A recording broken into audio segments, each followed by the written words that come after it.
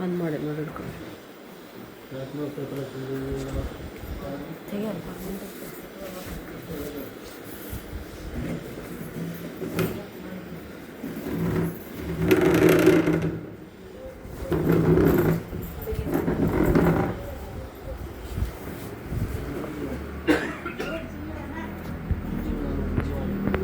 ಮಾತಾಡಬಾರ್ದು ಮಕ್ಕಳೇ. ದೇವರ ಸಮಯ, ವಾಕ್ಯದ ಸಮಯ. ದೇವರ ಅತಿ ಪರಿಶುದ್ಧ ನಾಮಕ್ಕೆ ಸ್ತೋತ್ರವಾಗಲಿ. ಸೇರಿ ಬಂದಿರುವ ನಿಮ್ಮೆಲ್ಲರಿಗೂ ತಂದೆ, ಕುಮಾರ, ಪರಿಶುದ್ಧಾತ್ಮ ತ್ರಯೇಕ ದೇವರ ನಾಮದಲ್ಲಿ ವಂದನೆಗಳು. ಕೆಲವು ದೇವರ ವಾಕ್ಯವನ್ನು ಕೇಳುವಂಥ ಸಮಯ. ಎಲ್ಲರೂ ಕೂಡ ದೇವರ ಪಾದ ಸನ್ನಿಧಿಯಲ್ಲಿ ನಿಶಬ್ದವಾಗಿ ಶಾಂತವಾಗಿ ಕುಳಿತು ದೇವರ ವಾಕ್ಯವನ್ನು ಕೇಳಬೇಕು.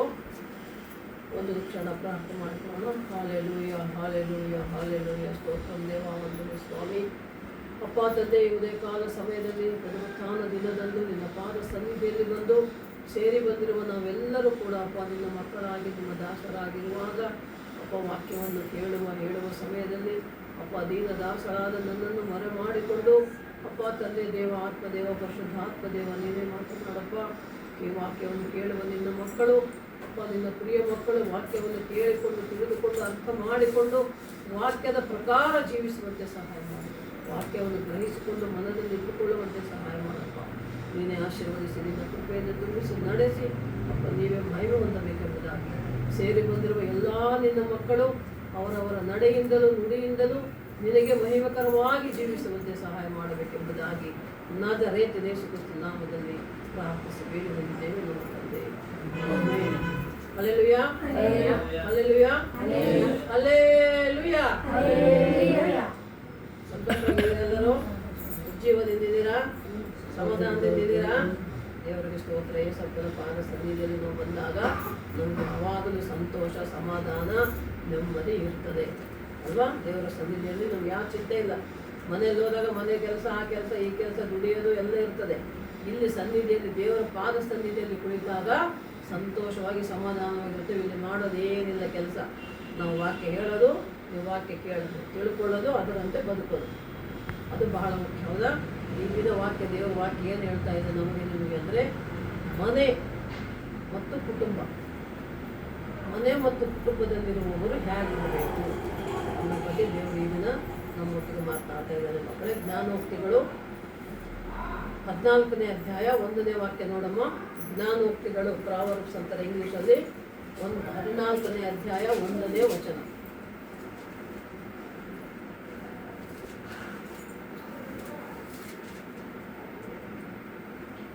ಕೀರ್ತನೆ ಆದ್ಮೇಲೆ ಬರ್ತಾರೆ ಜ್ಞಾನೋಕ್ತಿ. 14ನೇ ಅಧ್ಯಾಯ 1ನೇ ವಚನ ಓದು. ಇದೆಯಾ?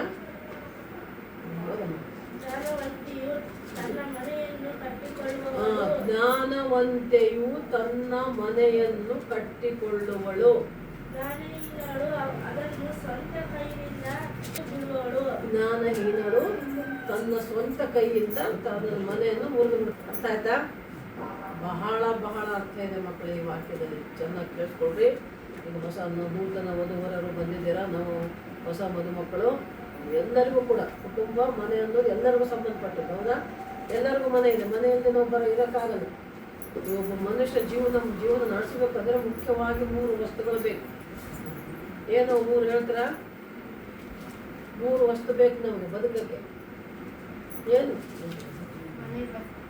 ಹಾಂ, ಇನ್ನೊಂದು ನೀರು,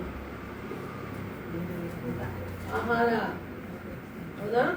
ಅನ್ನ, ವಸ್ತ್ರ, ಮನೆ, ಇವು 3 ಇದ್ರೇ ನಾವು ಬದುಕೋದು. ಹೌದಲ್ಲಪ್ಪ? ಮಾನ ಮುಚ್ಕೊಳ್ಳೋಕ್ಕೆ ಬಟ್ಟೆ ಬೇಕು. ಚಳಿ, ಮಳೆ, ಗಾಳಿ, ಬಿಸಿಲು ಎಲ್ಲದರಿಂದ ನಮ್ಮ ದೇಹಕ್ಕೆ ರಕ್ಷಣೆ ಆಗೋದಕ್ಕೆ ಮನೆ ಬೇಕು. ಮತ್ತು ನಾವು ಬದುಕಿರ್ಬೇಕಂದ್ರೆ ನಮ್ಗೆ ಆಹಾರ, ನೀರು ಬೇಕೇ ಬೇಕು ಅಲ್ವಾ? ಇವೆಲ್ಲವೂ ನಮ್ಗೆ ಇದ್ದಾಗ, ಮನೆ ಅಂದರೆ ಕಟ್ಟಡ ಕಟ್ತೀವಿ, ಬಿಲ್ಡಿಂಗ್ ಕಟ್ತಾ ಇರ್ತಾರೆ. ಬಿಲ್ಡಿಂಗ್ ಕಟ್ಟುವಾಗ ಅದು ಮನೆ, ಹೌಸ್ ಅಂತ ಹೇಳ್ತೀವಿ ಇಂಗ್ಲೀಷಲ್ಲಿ. ಕಲ್ಲು, ಮಣ್ಣು, ಇಟ್ಟಿಗೆ, ಸಿಮೆಂಟು ಎಲ್ಲ ಹಾಕಿ ಕಟ್ಟೋದು, ಅದು ಒಂದು ಕಟ್ಟಡ, ಬಿಲ್ಡಿಂಗ್ ಅಷ್ಟೇ ಅದು. ಆ ಮನೆ ಗೃಹ ಅಂತ ಅನಿಸ್ಕೊಂಡೋದು ಯಾವಾಗ ಗೃಹ ಪ್ರವೇಶ ಮಾಡ್ತಾರೆ ಅಂತಾರಲ್ಲ, ಆ ಗೃಹ ಅಂತ ಯಾವಾಗ ಆಗ್ತದೆ ಅಂದರೆ ಆ ಮನೆಯಲ್ಲಿ ಮನುಷ್ಯರಿದ್ದು ಸಂಸಾರ ಜೀವನ ನಡೆಸಿದಾಗ, ಮನುಷ್ಯರಿದ್ದು ಬದುಕ್ತಾ ಇದ್ದರೆ, ಜೀವಿಸ್ತಾ ಇದ್ದರೆ, ಬಾಳ್ತಾ ಇದ್ದರೆ, ಅವಾಗ ಅದು ಗೃಹ, ಹೋಮ್ ಅಂತಾರೆ ಇಂಗ್ಲೀಷಲ್ಲಿ. ಹೌಸ್ ಬೇರೆ, ಹೋಮ್ ಬೇರೆ. ಮನೆ ಕಟ್ಟಡ ಬೇರೆ, ಗೃಹ ಬೇರೆ. ಗೃಹಿಣಿ ಅಂತ ಹೆಣ್ಮಗಳನ್ನು ಅಂದರೆ ಮನೆಯನ್ನು ನೋಡಿಕೊಂಡು ಹೋಗುವವಳು, ಮನೆಯವರನ್ನು ನೋಡಿಕೊಂಡು ಹೋಗುವವಳು ಗೃಹಿಣಿ. ಗೃಹದಲ್ಲಿರುವವಳು ಗೃಹಿಣಿ ಅಂತ ಅದು ಪದಗಳನ್ನು ನೋಡ್ತೇವೆ. ಹಾಗೆ ಮನೆ ಅನ್ನೋದು ಕಟ್ಟಬೇಕಾದ್ರೆ ಏನೆಲ್ಲ ಮಾಮೂಲು ಮನೆ ಕಟ್ಟಕ್ಕೆ ವಸ್ತುಗಳೇನು ಬೇಕು ನಮಗೆ? ಸಿಮೆಂಟ್ ಬೇಕು, ಸುತ್ತ ಬೇಕು, ಎಳ್ಳೆ ಬೇಕು, ಸ್ಟೀಲ್ ಬೇಕು, ನೀರು ಬೇಕು, ಇವೆಲ್ಲ ಇದ್ರೇ ಮನೆ ಕಟ್ತೇವೆ ಅಲ್ವಾ? ಹಾಗೆ ಇದು ದೇವರ ವಾಕ್ಯ ಹೇಳ್ತದೆ, ಜ್ಞಾನವಂತಳು ತನ್ನ ಮನೆಯನ್ನು ತಾನು ಕಟ್ಟಿಕೊಳ್ತಾಳಂತೆ. ಬರೀ ಕಟ್ಟಡ ಕಟ್ಟಿದ್ರೆ ಸಾಲದು, ಆ ಮನೆ ಒಳಗಿದ್ದಾಗ ನಾವು ಹೇಗಿರಬೇಕು, ಏನು ಬೇಕು, ಅವಾಗ ಗೃಹವನ್ನು ಕಟ್ಟಿಕೊಳ್ಳೋದಕ್ಕೆ ಏನು ಬೇಕು, ನನ್ನ ಮನೆಯನ್ನು, ನನ್ನ ಕುಟುಂಬವನ್ನು ನಾನು ನಡೆಸಿಕೊಂಡು ಹೋಗಬೇಕಂದ್ರೆ ಅದಕ್ಕೆ ಜ್ಞಾನ ಬೇಕು ಮಕ್ಕಳೇ, ಬುದ್ಧಿ ಬೇಕು. ಬುದ್ಧಿ ಜ್ಞಾನ ಇದ್ರೇ ಮನೆ, ಸಂಸಾರ, ಕುಟುಂಬ ನಡೀತದೆ. ಅದಕ್ಕೆ ವಾಕ್ಯ ಹೇಳ್ತದೆ, ಮೊದಲನೇ ಭಾಗ ಏನು ಹೇಳ್ತದೆ? ಜ್ಞಾನವಂತಿಗೆ ತನ್ನ ಮನೆ ಕಟ್ಟಿಕೊಳ್ತಾಳಂತೆ. ತನ್ನ ಸಂಸಾರ, ಗಂಡ, ಮನೆ, ಮಕ್ಕಳು, ಅತ್ತೆ, ಮಾವ, ನಾದ್ನಿ, ಮೈದ್ನ, ಅಜ್ಜ, ಅಜ್ಜಿ, ತಾತ, ಅವ್ವ ಎಲ್ಲ ಯಾರ್ಯಾರು ಇರ್ತಾರಲ್ಲ ಬಂಧು ಬಳಗ, ಅವರೆಲ್ಲರ ಜೊತೆ ಹೊಂದಿಕೊಂಡು ಸಂತೋಷವಾಗಿ ಸಮಾಧಾನವಾಗಿ ಇದ್ದರೆ ಅದು ಒಂದು ಒಳ್ಳೆಯ ಕುಟುಂಬ, ಒಳ್ಳೆಯ ಗೃಹ, ಒಳ್ಳೆಯ ಮನೆ. ಅದನ್ನು ಒಬ್ಬಳು ಒಳ್ಳೆಯ ಹೆಂಗಸು, ಒಳ್ಳೆಯವಳು, ಜ್ಞಾನವಂತಳು ಅಂದರೆ ಒಳ್ಳೆಯವಳು, ಬುದ್ಧಿವಂತಳು. ಬುದ್ಧಿ ಇರೋವಳು ತನ್ನ ಮನೆಯನ್ನು ಚೆನ್ನಾಗಿ ಕಟ್ಟಿಕೊಂಡು ಚೆನ್ನಾಗಿ ಇಟ್ಕೊಳ್ತಾಳಂತೆ. ಬುದ್ಧಿ ಇಲ್ದವಳು ಏನು ಮಾಡ್ತಾಳಂತೆ? ಮನೆಯನ್ನು ಮುರಿದಾಗ ತನ್ನ ಕೈಯಾರೆ ಸ್ವಂತ ಕೈಯಿಂದ ಮುರಿತಾಳೆ ಅಂತ ವಾಕ್ಯ ಅದು. ಅಂದರೆ ಜ್ಞಾನ ಅಂದ್ರೇನು? ಈಗ ಬುದ್ಧಿ ಬೇಕು, ಏನು ಬುದ್ಧಿ ಬೇಕು? ಜ್ಞಾನ ಬೇಕು, ಏನು ಜ್ಞಾನ? ಎಂಥ ಜ್ಞಾನ? ಜ್ಞಾನದಲ್ಲಿ ಮಕ್ಕಳ ಎರಡು ಥರ ಇದೆ.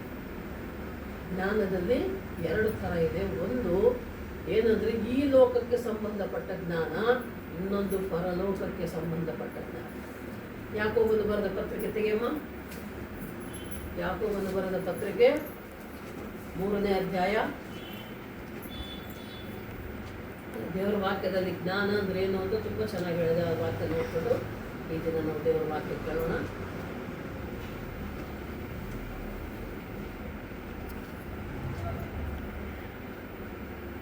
ಯಾಕೋಬನು 3ನೇ ಅಧ್ಯಾಯ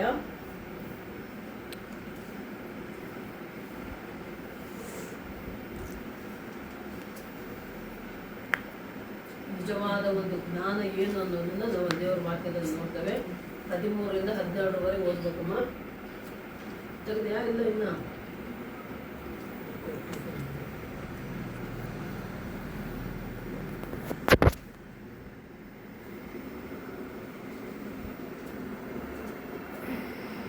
ಪೇಜ್ ನಂಬರ್ 297 ನೋಡಮ್ಮ. ಹೊಸ ಒಡಂಬಡಿಕೆಯಲ್ಲಿ ಕೊನೆಯಲ್ಲಿ 297 13ನೇ ವಾಕ್ಯದಿಂದ 13, 14, 15, 16, 17 ವಾಕ್ಯಗಳು ಓದಬೇಕು.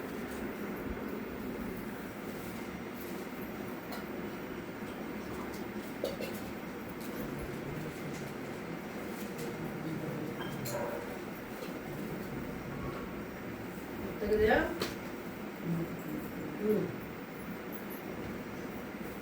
ನಮ್ಮಲ್ಲಿ ಜ್ಞಾನಿಯು ಬುದ್ಧಿವಂತನು ಯಾರು?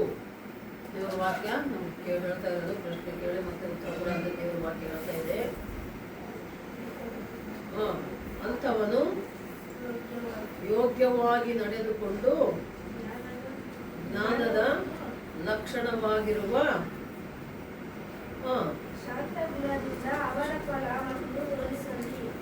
ಶಾಂತ ಗುಣದಿಂದ ಅದರ ಫಲವನ್ನು ಹೊಂದಲಿ, ತೋರಿಸಲಿ ಅಂತ ಇದ್ದವರ.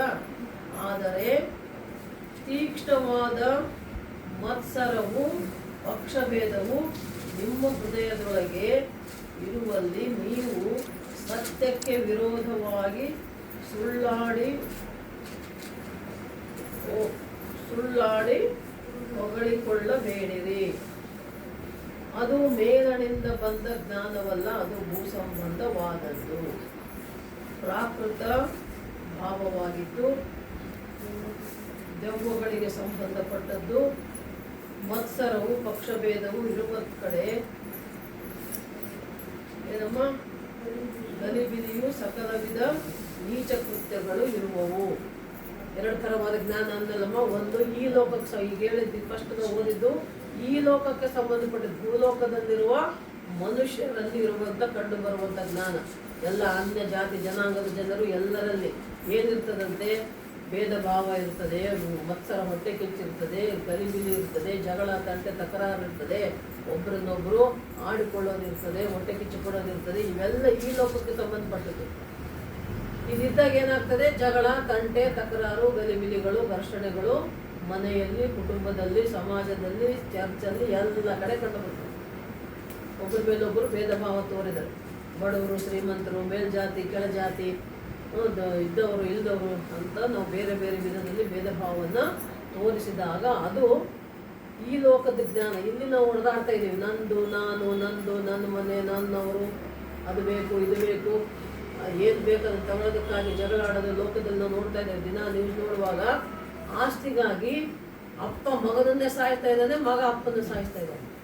ಅಣ್ಣ ತಮ್ಮಂದ್ರೆ ಒಬ್ರನ್ನೊಬ್ರು ಹೊಡೆದಾಡಿ ಕೊಲೆ ಮಾಡ್ತಾ ಇದ್ದಾರೆ. ಹೆಂಡತಿ ಕೂಡ ಗಂಡನ ಆಸ್ತಿ ಹೊಡ್ಕೋಬೇಕಂತ ಹೆಂಡತಿನೂ ಗಂಡನ ಸಾಯಿಸೋ ಪರಿಸ್ಥಿತಿ ಈ ಲೋಕದಲ್ಲಿ ನಾವು ನೋಡ್ತಾ ಇದ್ದೇವೆ. ಏನಪ್ಪ, ಅಂಥ ಒಂದು ಪಕ್ಷ ಭೇದಗಳು, ಭೇದ ಭಾವಗಳು, ಮತ್ಸರಗಳು, ಹೊಟ್ಟೆ ಕಿಚ್ಚು, ಆಸೆ, ದುರಾಸೆ ಇವೆಲ್ಲವೂ ಈ ಲೋಕಕ್ಕೆ ಸಂಬಂಧಪಟ್ಟದ್ದು ಜನರಲ್ಲಿ, ಮನುಷ್ಯರಲ್ಲಿ ನಾವಿನ್ನು ನೋಡ್ತಾ ಇದ್ದೇವೆ ಮಕ್ಕಳು. ಅದು ಏನಂತೆ? ಈ ಲೋಕದ ಭೂ ಸಂಬಂಧಿತವಾದ ಭೂಲೋಕಕ್ಕೆ ಸಂಬಂಧಪಟ್ಟ, ಈ ಲೋಕಕ್ಕೆ ಸಂಬಂಧಪಟ್ಟ ಜ್ಞಾನ. ಇಂಥ ಜ್ಞಾನ ಇದ್ದವಳು ಜ್ಞಾನಹೀನಳು. ಇವೆಲ್ಲ ಇದ್ದಾಗ ಏನಾಗ್ತದೆ? ಸಂಸಾರ ಒಡೆದೋಗ್ಬಿಡ್ತವೆ. ನಮ್ಮ ಜಗಳ ತಂಟೆ ತಕರಾರು, ನಾನು ಹೆಚ್ಚು ನೀನು ಹೆಚ್ಚು, ಅತ್ತೆ ಸೊಸೆ ನೀನು ನಾನು ಅಂತ ಜಗಳ ಆಡ್ಕೊಂತ ಕೂತ್ರೆ ಮನೆ ಎರಡು ಭಾಗ ಕಟ್ಟಾಗಿ ಹೋಗ್ಬಿಡ್ತಾರೆ. ಗಂಡ ಹೆಂಡತಿ ಬೇರೆ ಹೋಗ್ಬಿಡ್ತಾರೆ.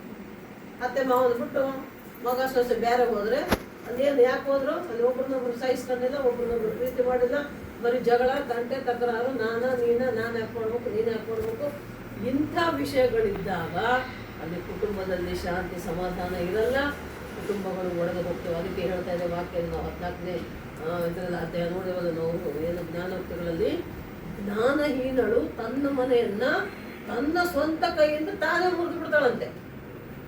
ಗೊತ್ತಾಯ್ತಮ್ಮ? ಕುಟುಂಬದಲ್ಲಿ ಸಂತೋಷ ಸಮಾಧಾನ ಇದ್ದರೆ, ಒಂದಾಗಿ ನಾವೆಲ್ಲರೂ ಒಂದೇ ಅಂದರೆ, ಈಗ ಮದುವೆ ಆದಂಥ ಹೆಣ್ಣು, ಈಗ ಉದಾಹರಣೆಗೆ ನಾವು ಸುಪ್ರಿಯನ್ನು ತೆಗೆದುಕೊಂಡ್ರೆ ಅತ್ತೆ ಮಾವನ್ನ ತನ್ನ ಅಪ್ಪ ಅಮ್ಮನ ನೋಡಿದಾಗ ನೋಡ್ಕೋಬೇಕು. ಅದೇ ರೀತಿ ತಿಪ್ಪೇಶ ಕೂಡ ತನ್ನ ಅತ್ತೆ ಮಾವನ್ನ ತಮ್ಮ ಅಪ್ಪ ಅಮ್ಮನೊಬ್ಬರನ್ನೊಬ್ಬರು ಪ್ರೀತಿ ಮಾಡಬೇಕು, ಇಷ್ಟಪಡಬೇಕು. ಸಿಟ್ಟು ಮಾಡ್ಕೋಬಾರ್ದು, ಸೆಟ್ಕೊಳ್ಬಾರ್ದು, ಆಡ್ಕೊಳ್ಬಾರ್ದು, ಹೊಟ್ಟೆ ಕೆಚ್ಕೊಳ್ಬಾರ್ದು, ಅವ್ರು ಹಂಗೆ ಇವ್ರು ಹಿಂಗೆ ಅಂತ ಅಂದ್ಕೋಬಾರ್ದು. ಇಲ್ಲಿ ನಾವು ಹೊಂದಿಕೊಂಡಿದ್ರೆ ಮಾತ್ರ ಕುಟುಂಬ, ಮನೆ, ಸಂಸಾರ ಸರಿಯಾಗಿರ್ತದೆ. ಇಲ್ಲ ಅಂದರೆ ಜ್ಞಾನಿ ಮಗಳು ಜ್ಞಾನವಂತಳಾದ್ರೆ ಮನೆಯನ್ನು ಕಟ್ಟಿಕೊಳ್ತಾಳೆ, ಇಲ್ಲ ಅಂದರೆ ಜ್ಞಾನಹೀನಳಾದರೆ ಜಗಳ ಮಾಡಿ ಮುರ್ಕೊಂಡು ತನ್ನ ಸ್ವಂತ ಕೈಯಿಂದ ಅಂತದೆ ವಾಕ್ಯ. ಒಂದು ಹೆಣ್ಣು ನೋಡಿ, ಸಂಸಾರ ಕುಟುಂಬ ನಿಲ್ಲಬೇಕಂದ್ರೆ ಕಾರಣ ಹೆಣ್ಣೆ ಮೇಲು. ಏನಪ್ಪ, ಹೆಣ್ಣು ಮಕ್ಕಳು ಸರಿಯಾಗಿದ್ದರೆ ಕುಟುಂಬ ಇರ್ತದೆ, ಇಲ್ಲ ಅಂದರೆ ಕುಟುಂಬವು ಒಡೆದು ಹೋಗ್ತದೆ. ಅದೇ ರೀತಿ ಗಂಡು ಮಕ್ಕಳು, ಇದು ಬರೀ ಹೆಣ್ಣಿಗಂತ ಅಷ್ಟೇ ಅಲ್ಲ ವಾಕ್ಯ, ಗಂಡು ಮಕ್ಕಳು ಅಷ್ಟೇ. ಗಂಡು ಮಕ್ಕಳು ಕೂಡ ಬುದ್ಧಿವಂತರಾಗಿರಬೇಕು. ಈ ಲೋಕದ ಜ್ಞಾನ ಇಟ್ಕೊಂಡು ಜಗಳ ತಂಟೆ ಅನುಮಾನ ಸಿಟ್ಟು ಸಿಡುಕಿದ್ರೆ ಸಂಸಾರಗಳು ಹಾಳಾಗಿ ಹೋಗ್ತವೆ, ಪೀಸ್ ಆಗುತ್ತವೆ. ಏನಪ್ಪ, ಆ ಥರ ಇರಬಾರ್ದು. ಅದಕ್ಕೆ ಏನು ಮಾಡ್ಬೇಕಂತೆ? ನೆಕ್ಸ್ಟ್ ಓದಮ್ಮ, 17ನೇ ವಾಕ್ಯ ಇಟ್ಕೊಳ್ಳು. ನೀಚ ಕೃತ್ಯಗಳು ಇದೆ ಲೋಕದ ಸಂಬಂಧ ಜ್ಞಾನದಲ್ಲಿ ಇರ್ತವೆ. ನೀಚ ಕೃತ್ಯಗಳಂದ್ರೆ ಕೆಟ್ಟವು, ಕೆಟ್ಟ ವಿಷಯಗಳು, ಕೆಟ್ಟ ಮಾತು, ಕೆಟ್ಟ ಸಹವಾಸ, ಕೆಟ್ಟ ಚಟಗಳು, ಇವೆಲ್ಲ ಈ ಒಂದು ಕೊಟ್ಟದವೇನು ಇರಬಾರ್ದು. ಏನಪ್ಪ, ಕೆಟ್ಟ ಚಟ ಏನು ನಿನ್ನಲ್ಲಿ ಇದ್ದೇ ಅಂದ್ರೆ ಆಯ್ತು ನೋಡಿ, ನರಕಕ್ಕೆ ಹೋಗೋದು ಗ್ಯಾರಂಟಿ ಮಗನೇ. ಗುಟ್ಕ ಹಾಕೋದು, ಕುಡಿಯೋದು, ಬೀಡಿ ಸಿಗರೇಟ್ ಸೇರೋದು, ಏನಪ್ಪ ಹೆಣ್ಣು ತಿಂದ್ಬಿಟ್ಟು ಬೇರೆ ಹೆಣ್ಮಕ್ಳು ನೋಡೋದು, ಹಂಗೆಲ್ಲ ಮಾಡಿದ್ರೆ ಪಾಪ, ಅದಕ್ಕೆ ಸಂಬಳ ನರಕ, ಅದು ನರಕಕ್ಕೆ ಕರ್ಕೊಂಡು ಹೋಗ್ತದೆ. ಆದರೆ ಯಾವ ಕೆಟ್ಟ ಚಟ ಇಲ್ಲ, ಇದೇ ನಾವು ನೋಡಿವಲ್ಲ ಈಗ, ಸಿಟ್ಟು, ಹೊಟ್ಟೆ ಕಿಚ್ಚು, ಭೇದ ಭಾವ ಹಂಗೆಲ್ಲ ಇದ್ದರೆ, ನಮಗೆ ಜಗಳ ಆಡ್ಕೊಂಡಿದ್ರೆ, ಸಿಟ್ಟಾಗಿದ್ರೆ ಕೋಪವು ಪಾಪ ಅಂತದೆ ಬೈಬಲ್. ಅರ್ಥಾತ್ ಮಕ್ಕಳೇ, ಬೈಬಲಲ್ಲಿ ಸತ್ಯವೇದದಲ್ಲಿ ಬರೆದಿರ್ತದೆ, ಕೋಪ ಮಾಡ್ಕೊಳ್ಳೋದು, ಸಿಟ್ಟಾಗೋದು ಕೂಡ ಪಾಪ ಅಂತೆ. ಯಾರ ಮೇಲಾದರೂ ಏನಕ್ಕಾದ್ರೂ ನಾವು ಸಿಟ್ಟಾಗಿದ್ದೀವಿ ಅಂದರೆ ಅದು ಪಾಪ ಮಾಡಿದಂಗೆ ಲೆಕ್ಕ. ಆ ಪಾಪಕ್ಕೆ ಮತ್ತೇನು ನಮಗೆ ಸಂಬಳ? ಮರಣ ಅಂದರೆ ನರಕ. ಅದಕ್ಕೆ ನಾವು ಸಿಟ್ಟಾಗಬಾರ್ದು. ಹೇಗಿರ್ಬೇಕು? ನೆಕ್ಸ್ಟ್ ವಾಕ್ಯ ಓದಮ್ಮ. ಆದರೆ ಮುಂದೆ ಓದು. ಮೇಲನಿಂದ ಬರುವ ಜ್ಞಾನವು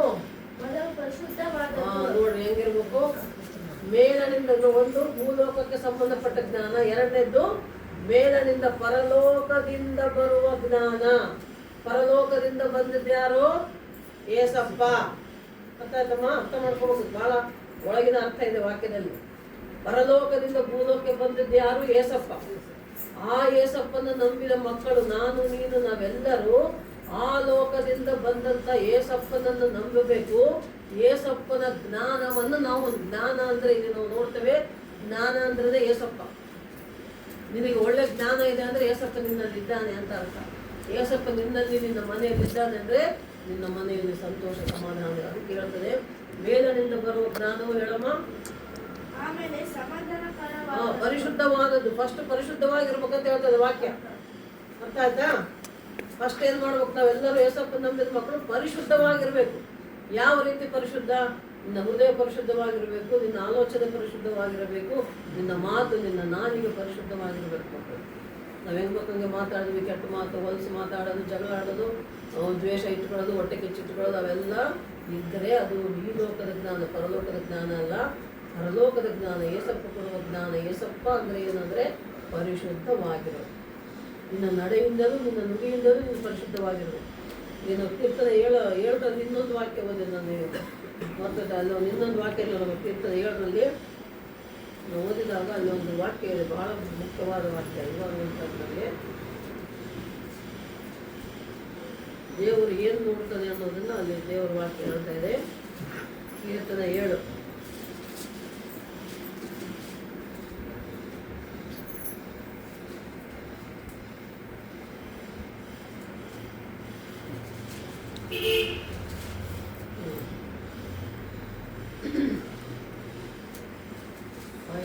ಒಂಬತ್ತನೇ ವಾಕ್ಯ ನೋಡಿ ಮಗಳೇ, ಕೀರ್ತನೆ 7. ಮನುಷ್ಯರ ಹೃದಯವನ್ನು ಅಂತರಿಂದ್ರಿಯವನ್ನು ಪರಿಶೋಧಿಸುವ ನೀತಿ ಸ್ವರೂಪನಾದ ದೇವರು. ಹಲ್ಲೆಲೂಯಾ. ನಮ್ಮ ದೇವರು ಎಂಥ ದೇವರಂತೆ, ನಿನ್ನ ಹೃದಯವನ್ನ, ನಿನ್ನ ಅಂತರಿಂದ್ರಿಯವನ್ನ, ನಿನ್ನ ಒಳಗಡೆ ಏನಿದೆ, ನೀನು ಹೊರಗೆ ಚೆನ್ನಾಗಿರ್ತೀಯ, ಒಳ್ಳೆ ಬಟ್ಟೆ ಹಾಕೊಂಡು, ಸೂಟ್ ಹಾಕೊಂಡು, ಬೂಟ್ ಹಾಕೊಂಡು, ಒಳ್ಳೊಳ್ಳೆ ಸೀರೆ ಉಟ್ಕೊಂಡು, ತಲೆ ಬಾಚ್ಕೊಂಡು, ಹೂ ಮುಡ್ಕೊಂಡು, ಒಡವೆ ಹಾಕೊಂಡು ನಾವು ಹೊರಗೆ ಸಿಂಗಾರ ಮಾಡ್ಕೊತೇವೆ ಅಲ್ವಾ? ಆದರೆ ದೇವರು ನಿನ್ನ ಹೊರಗಿನ ಬಾಹ್ಯ ಸೌಂದರ್ಯ ಬಹಿರಂಗ ನೋಡಲ್ಲ, ನಿನ್ನ ಅಂತರಂಗವನ್ನು ನೋಡುವಲ್ಲ. ಈಗ ಎಕ್ಸ್ರೇ ಆಸ್ಪತ್ರೆಗೆ ಹೋಗಿ ಎಕ್ಸ್ರೇ ತೆಗೆದ್ರೆ ನಮ್ಗೆ ಏನಾದ್ರು ನೋವಿದೆ ಅಂದರೆ ಆ ಎಕ್ಸ್ರೇ ತೆಗೆದು ಕೂಡಲೇ ನಮ್ಗೆ ಕಾಣಿಸ್ತದೆ. ಎಲ್ಬು ಏನಾದರೂ ಕಾಲು ನೋವು ಅಂತ ಹೋದರೆ ಎಕ್ಸ್ರೇ ತೆಗೆದ್ರೆ ಕಾಲು ಎಲುಬು ಹೆಂಗಿದೆ, ಸರಿಯಾಗಿದೆಯಾ, ಇಲ್ಲ ಆ್ಯಕ್ಸಿಡೆಂಟ್ ಆಗಿದೆ ಅಂತ ಹೋದರೆ ಆ ಎಲುಬು ಮುರಿದಿದೆಯಾ, ಸರಿಯಾಗಿದೆಯಾ. ಏನು ನೋಡ್ತಾ ಇದ್ದೀರಪ್ಪ ನೀವು? ಏನು ಮಾಡ್ತಿದ್ದೀವಿ? ವಾಕ್ಯ ಕೇಳ್ರಿ, ಏನು ಮಾಡ್ತೀರಿ ನೀವು? ಹಾಂ, ಅರ್ಥ ಆಯ್ತಾ? ನಿಮ್ಮ ಹೃದಯವನ್ನ ಅಂತರಿಂದ್ರಿಯ, ನಿನ್ನ ಅಂತರಂಗ ಒಳಗಡೆ ಏನಿದೆ ಅನ್ನೋದು ನನಗೆ ನಿನಗೆ ಗೊತ್ತಾಗಲ್ಲ, ದೇವರಿಗೆ ಗೊತ್ತಾಗುತ್ತೆ. ದೇವರು ಎಕ್ಸ್ರೇ ಮಿಷನ್ ಇದ್ದಂಗೆ ಮಕ್ಕಳು ಅರ್ಥ ಮಾಡ್ಕೊಳ್ರಿ. ಲೋಕದ ರೀತಿಯಲ್ಲಿ ಎಕ್ಸ್ರೇ ತೆಗೆದಾಗ ನಮ್ಮ ಒಳಗಿನ ಅಂಗಾಂಗಗಳು ಏನಿದೆ, ಹೇಗಿದೆ ಅಂತ ಹೇಗೆ ತೋರಿಸ್ತದೋ ಹಾಗೆ ನಮ್ಮ ಹೃದಯದಲ್ಲಿ, ನಮ್ಮ ಮನಸ್ಸಿನಲ್ಲಿ ಏನಿದೆ ಅನ್ನೋದು ಪರಲೋಕದಲ್ಲಿ ಕುಳಿತುಕೊಂಡು ಭೂಲೋಕದಲ್ಲಿರುವ ನಮ್ಮೆಲ್ಲರನ್ನ ನೋಡುವಂಥ ದೇವರಿಗೆ ಎಲ್ಲವೂ ಕಾಣಿಸುತ್ತದೆ. ಅವರಿವರು ನೋಡಲ್ಲ ಅಂತ ನಾವು ಆ ಕಡೆ ಈ ಕಡೆ ನೋಡಿ ಯಾರನ್ನ ಏನನ್ನ ವಸ್ತು ಕಲ್ಪನೆ ಮಾಡ್ಕೊಂಡು ಹೋಗ್ಬೋದು, ಯಾರು ನೋಡಿಲ್ಲ ಬಿಡು ಅಂತ. ಆದರೆ ಮೇಲಿರೋ ದೇವರು ನೋಡ್ತಾ ಇರ್ತಾರೆ. ಆತನ ದೃಷ್ಟಿ ನಮ್ಮ ಮೇಲೆ ಈಗಲೂ ಈ ಕ್ಷಣದಲ್ಲಿ ಕೂಡ ದೇವರು ನಮ್ಮನ್ನು ನೋಡ್ತಾ ಇದ್ದಾನೆ. ಮಕ್ಕಳು ನಾವೇನು ಮಾಡ್ತಾ ಇದ್ದೇವೆ, ಎಲ್ಲಿದ್ದೇವೆ, ಏನು ಮಾತಾಡ್ತಾ ಇದ್ದೇವೆ, ಎಲ್ಲವನ್ನು ಕೂಡ ದೇವರು ನೋಡ್ತಾ ಇರ್ತಾನೆ. ಅದನ್ನು ನಾವು ತಿಳ್ಕೊಂಡಿರ್ಬೇಕು. ನಿನ್ನ ಅಂತರಂಗವನ್ನು ಆತ ನೋಡ್ತಾನೆ. ನಿನ್ನ ಬಹಿರಂಗ ಬೇಕಾಗಿಲ್ಲ, ನೀನು ಸ್ನಾನ ಮಾಡಿದ್ಯಾ ಇಲ್ಲ, ನೀನು ಬಟ್ಟೆ ಏನು ಬಟ್ಟೆ ಹಾಕ್ಕೊಂಡೆ, ಹಳೆ ಬಟ್ಟೆನ, ಹರಕು ಬಟ್ಟೆನ, ಹೊಸ ಬಟ್ಟೆ, ನಾವೆಲ್ಲ ನೋಡಲ್ಲ. ದೇವರು ನಿನ್ನ ಹೃದಯವನ್ನು ನೋಡಿ. ಈ ಹೃದಯವನ್ನು ನಾವು ಶುದ್ಧವಾಗಿ ಪರಿಶುದ್ಧವಾಗಿ ಇಟ್ಕೋಬೇಕು. ಅದಕ್ಕೆ ಪರಿಶುದ್ಧತೆ ದೇವರು ಕೇಳ್ತಾನೆ, ನೋಡ್ತಾನೆ. ನೆಕ್ಸ್ಟು ಪರಿಶುದ್ಧತೆ ಇದು ಇದಕ್ಕೆ ಬಾಮ ಮತ್ತೆ ಯಾಕೋಬ 3:17 ವೇದಗಳಿಂದ ಬರುವ ಜ್ಞಾನವು ಮೊದಲು ಪರಿಶುದ್ಧವಾದದ್ದು, ಆಮೇಲೆ ಸಮಾಧಾನಕರವಾದದ್ದು. ನೋಡಿ, ಸಮಾಧಾನ ಇರಬೇಕು, ನಾವು ಪರಿಶುದ್ಧರಾಗಿರ್ಬೇಕು. ಎರಡನೇದ್ದು ಸಮಾಧಾನ ಇರ್ಬೇಕು ನಮ್ಮಲ್ಲಿ. ಏಸಪ್ಪ ಯಾಕೆ ಬಂದ ಪರಲೋಕದಿಂದ ಭೂಲೋಕಕ್ಕೆ? ಭೂಮಿಯಲ್ಲಿರುವ ಜನರು, ಮನುಷ್ಯರೊಳಗೆ ಸಮಾಧಾನ ತರೋಕೆ ಬಂದ. ಅದಕ್ಕೆ ಏಸಪ್ಪ ಏನಂತಾರೆ? ಸಮಾಧಾನ ಕರ್ತನು. ಯಾಕಂದ್ರೆ ದೇವರು, ನಮ್ಮ ದೇವರು ಯಾರು? ಸಮಾಧಾನ ಕೊಡುವ ದೇವರು. ಅಂದ ಮೇಲೆ ಆತನು ಸಮಾಧಾನ ಕರ್ತ ಅಂದ ಮೇಲೆ ನಾವು ಕೂಡ ಸಮಾಧಾನದಿಂದ ಇರಬೇಕು.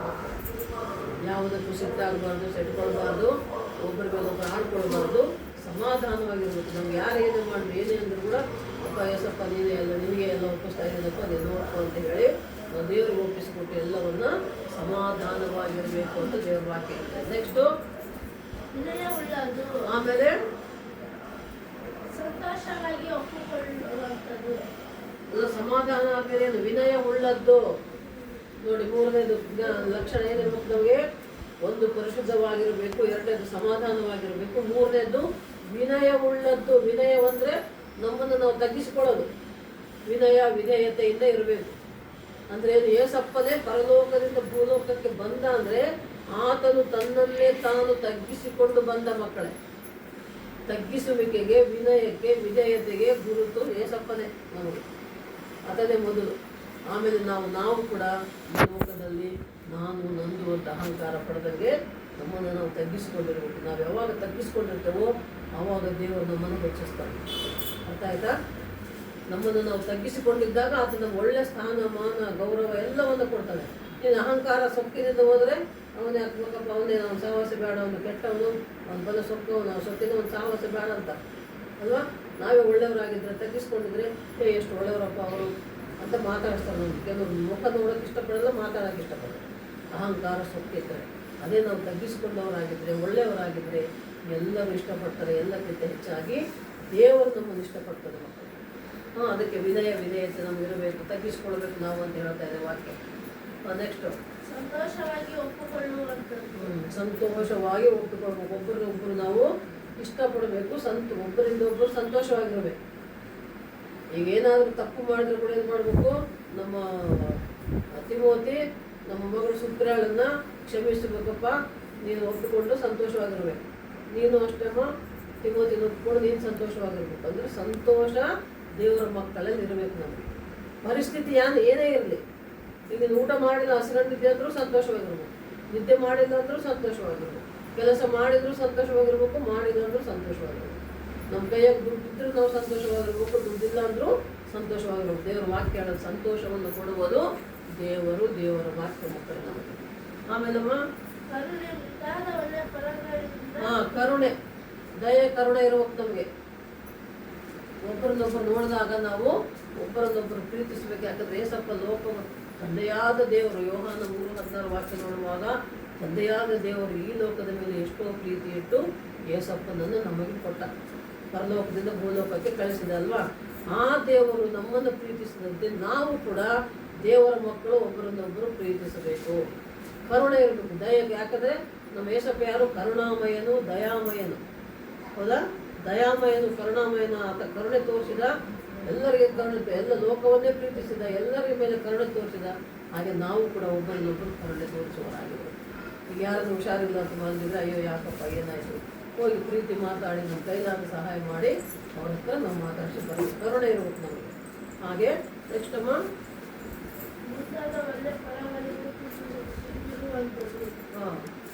ಇದು ಏನಿದು?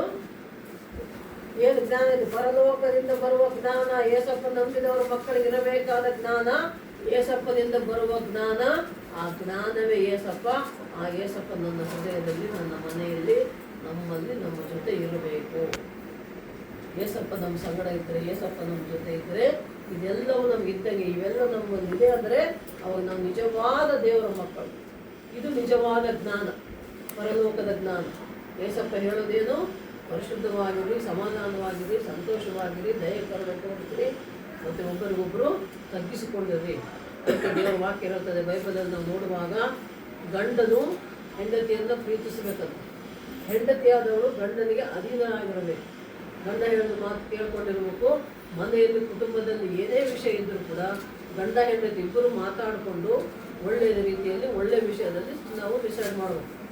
ಒಬ್ಬರೇ ಏನೋ ಹೇಳೋದು, ಒಬ್ಬರೇ ಹೇಳಿದ್ದು ನಡಿಬೇಕು ಅನ್ನೋಂಗಿಲ್ಲ. ಇಬ್ಬರು ಮಾತಾಡಿಕೊಂಡು ಸಮಾಧಾನವಾಗಿ, ಯಾಕಂದರೆ ವಾಕ್ಯ ಹೇಳ್ತದೆ ಸಮಾಧಾನವಾಗಿರ್ಬೇಕು.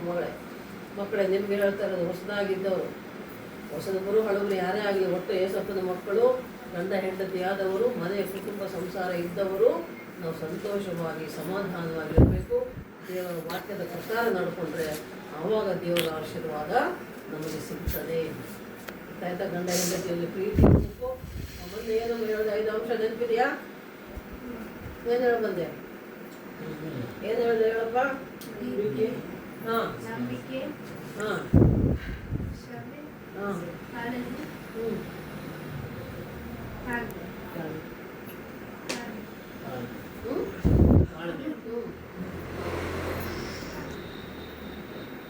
ಎಷ್ಟಾಯ್ತು? 5. ಏನೇನು? ಪ್ರೀತಿ, ನಂಬಿಕೆ, ಶ್ರಮೆ, ತಾಳ್ಮೆ, ಹೊಂದಾಣಿಕೆ, ಹೊಂದಾಣಿಕೆ. ಹೊಂದ್ಕೊಂಡಿರ್ಬೇಕು. ಎರಡು ಎಳ್ಳೆ ನಡುವೆ ಸಿಮೆಂಟ್ ಅಂದ್ರೆ ಹೆಂಗೆ ಗಟ್ಟಿ ಇರ್ತವೋ ಹಂಗೆ ನೀವು ನಿಮ್ಮಿಬ್ಬರ ಮಧ್ಯೆ ಏಸಪ್ಪ ಪರಿಶುದ್ಧಾತ್ಮ ದೇವರಿದ್ದು ಮೂವರು ಕೂಡ ಒಂದಾಗಿರಬೇಕು, ಹೊಂದಿಕೊಂಡಿರಬೇಕು. ಅದೇ ರೀತಿ ಸಂಸಾರದಲ್ಲಿ, ಕುಟುಂಬದಲ್ಲಿ, ಮನೆಯಲ್ಲಿ ಕೂಡ ಗಂಡ ಹೆಂಡತಿ, ಮಕ್ಕಳು, ಅತ್ತೆ ಮಾವ, ಮೈದ್ನ, ಭಾವ, ಯಾರ ಎಲ್ಲರೂ ಇರ್ತಾರಲ್ಲ ಅವರೆಲ್ಲರ ಜೊತೆ ನಾವು ಹೊಂದಿಕೊಂಡಿರ್ಬೇಕು. ಏನಪ್ಪ, ನೀನು ಆ ಕುಟುಂಬದ ಜೊತೆ ಹೊಂದ್ಕೋಬೇಕು, ನೀನು ಈ ಕುಟುಂಬದ ಜೊತೆ ಹೊಂದ್ಕೊಂಡಿರ್ಬೇಕು. ಆಮೇಲೆ ಎಲ್ಲಕ್ಕಿಂತ ಬಹಳ ಮುಖ್ಯ ಯಾವುದು? ಎಲ್ಲಕ್ಕಿಂತ ಮುಖ್ಯವಾದದ್ದು ಏನು? ಶ್ರಮೆ. ಪ್ರಾರ್ಥನೆ. ಅದನ್ನೇ ಬಿಟ್ಟುಬಿಟ್ರೆ ಹೆಂಗಮ್ಮ ಮಕ್ಕಳೇ? ಎಲ್ಲಕ್ಕಿಂತ ಮುಖ್ಯವಾಗಿ ದೇವರ ಮಕ್ಕಳು ಮಾಡಬೇಕಾಗಿರೋದು ಪ್ರಾರ್ಥನೆ. ನಂಬಿಕೆಯಿಂದ ಪ್ರಾರ್ಥನೆ ಮಾಡಿದ್ರೆ ದೇವರು ನಮ್ಗೆ ಏನು ಬೇಕು ಎಲ್ಲವನ್ನ ಆತನು ಕೊಡ್ತಾನೆ ಅಲ್ವಾ? ನಂಬಿಕೆಯಿಂದ ಪ್ರಾರ್ಥನೆ ಮಾಡಬೇಕು. ಯಾಕೋಬ 5:15 ನಾವು ನೋಡ್ತೇವೆ. ಯಾಕೋಬ 5:15 5:15 ಓದು. ಅದೇ 3:15 ಓದ್ತೇವೆ ಇವಾಗ. ಅದೇ ಅಧ್ಯಾಯ 5ನೇ ಅಧ್ಯಾಯ.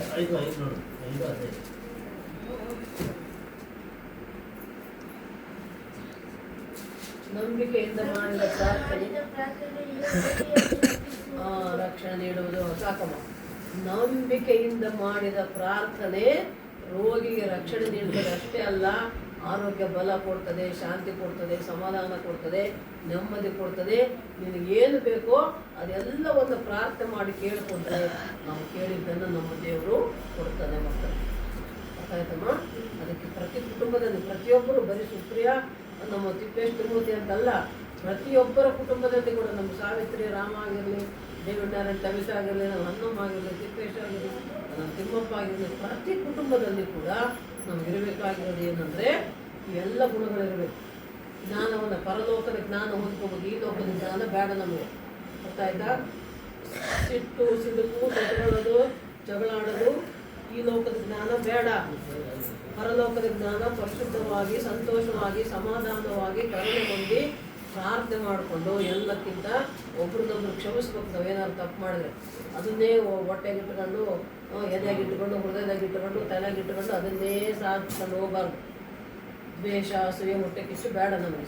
ಸಮಾಧಾನದಿಂದ ಇದ್ದು ಏನಾದರೂ ತಿಳಿದಾರ್ದು ತಪ್ಪು ಮಾಡಿದ್ರೆ ನಾವು ತಪ್ಪನ್ನು ಕ್ಷಮಿಸಿ, ಪ್ರೀತಿಸಿ, ಅವರಿಗಾಗಿ ನಾವು ಪ್ರಾರ್ಥನೆ ಮಾಡಬೇಕು. ನಾವು ಎಷ್ಟೋ ಜನ ಕೆಟ್ಟವ್ರು ಇರ್ಬೋದು, ಕೆಟ್ಟದ್ದು ಮಾಡ್ಬೋದು, ಮಾಡಿರ್ಬೋದು, ಮಾಡ್ತಾ ಇರ್ಬೋದು, ತಿಳಿದು ಕೂಡ ನಾವೇನು ಮಾಡಬೇಕು? ಪ್ರಾರ್ಥನೆ ಮಾಡಿ ಸ್ವಲ್ಪ ಹೋಗಿಸಿಕಪ್ಪ, ನೀನೇ ನಮ್ಮನ್ನು ಕಾಯ್ದು ಕಾಪಾಡಪ್ಪ, ಅವ್ರು ನೀನೇ ನೋಡ್ಕೊಡಪ್ಪ. ನಾವು ನಮ್ಗೆ ಅವ್ರೇನೋ ಅಂದಾರ ನಾವು ಅವ್ರನ್ನ ಜರಕ್ಕೆ ಹೋಗಬಾರ್ದು. ಮುಖ್ಯವಾಗಿ ನೀನು ಮಗಳಿಗೆ ಸಂಸಾರ ಮಾಡೋಕೆ ಅತ್ತೆ ಮಾವ ಮನೆಗೆ ಹೋಗ್ತೀಯಾ, ಅಲ್ಲಿ ಹೊಂದ್ಕೊಂಡಿರ್ಬೇಕು ಚೆನ್ನಾಗಿ. ಈ ಹೇಳಿದ 5 ಅಂಶಗಳು ನೆನ್ಪಿಟ್ಕೋ. 6ನೇದು ಮುಖ್ಯವಾಗಿ ಏನು? ಪ್ರಾರ್ಥನೆ. ನಂಬಿಕೆಯಿಂದ ಮಾಡಿದ ಪ್ರಾರ್ಥನೆ ಕುಟುಂಬ ರಕ್ಷಣೆ ಮಾಡ್ತದೆ. ನೀನು ಏನು ಕೇಳ್ತೀವಿ ಅದನ್ನು ಕೊಡ್ತದೆ, ಶಾಂತಿ ಸಮಾಧಾನ ಕೊಡ್ತದೆ. ನಂಬಿಕೆಯಿಂದ ಎಲ್ಲರೂ ಪ್ರಾರ್ಥನೆ ಮಾಡ್ಕೊಂಡಿರ್ಬೇಕು. ಮತ್ತು ವಿಶೇಷವಾಗಿ ಹೊಸ ಮಕ್ಕಳು ಕೂಡ ಯೇಸು ಸ್ವಾಮಿ ಮೇಲೆ ನಂಬಿಕೆಯಿಂದ ಇರಬೇಕು. ಏನಪ್ಪ ಮಗ? ಯೇಸು ಸ್ವಾಮಿಯಲ್ಲಿ ಸಂಪೂರ್ಣವಾಗಿ ನಂಬಿಕೆ ಇಟ್ಟು 100% ನಂಬಿಕೆ ಇರಬೇಕು ನಿನಗೆ. 99% ಇದ್ದು 1% ಇಲ್ಲ ಅಂದರೆ ನೀನು ಏನು ಪ್ರಾರ್ಥನೆ ಮಾಡಿದ್ರೆ ಏನಾಗಲ್ಲ, ಏನು ಸಿಗಲ್ಲ ನಿಮಗೆ. 100ಕ್ಕೆ 100 ಭಾಗ ಪ್ರಾರ್ಥನೆ ಮಾಡಿದರೆ, ಆ ಪ್ರಾರ್ಥನೆ ನಂಬಿಕೆಯನ್ನು ಮಾಡಿದರೆ ಅದು ದೇವರು ಕೇಳ್ತಾನೆ, ಅದಕ್ಕೆ ಉತ್ತರ ಕೊಡ್ತಾನೆ.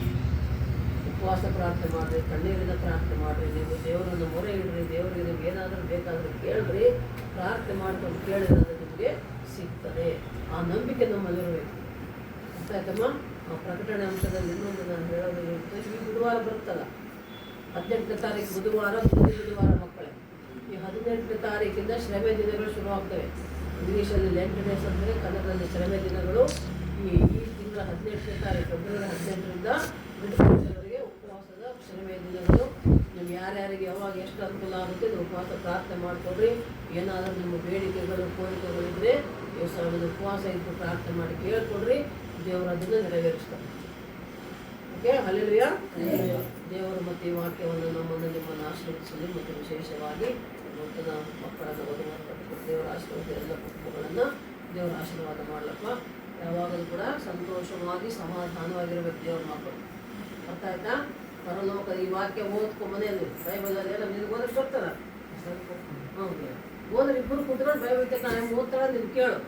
ಹಂಗೆ ನೀನು ಕೂಡ ಮೆಲ್ಲಕ್ಕೆ ಓದಕ್ಕೆ ಶುರು ಮಾಡಿ ಬರ್ತದೆ. ಅದೇ ಪ್ರಾರ್ಥನೆ ಮಾಡ್ಬೇಕು, ಸ್ವಲ್ಪ ನಾನು ಬೈಬಲ್ ಓದಂಗೆ ಮಾಡಪ್ಪ ಅಂತ ಹೇಳು, ದೇವರೇ ಕೊಡ್ತಾರೆ ಜ್ಞಾನ. ಒಂದು ಸಿಂಟ ಮಕ್ಕಳು ಬಂದಿದ್ದಲ್ಲ ಸೋಮನಾಪುರಿಂದ, ನೋಡಿದ್ರಲ್ಲಪ್ಪ, ಆಯಮ್ಮಗೆ ಓದಕ್ಕೆ ಬರ್ತಿದ್ದಂತೆ.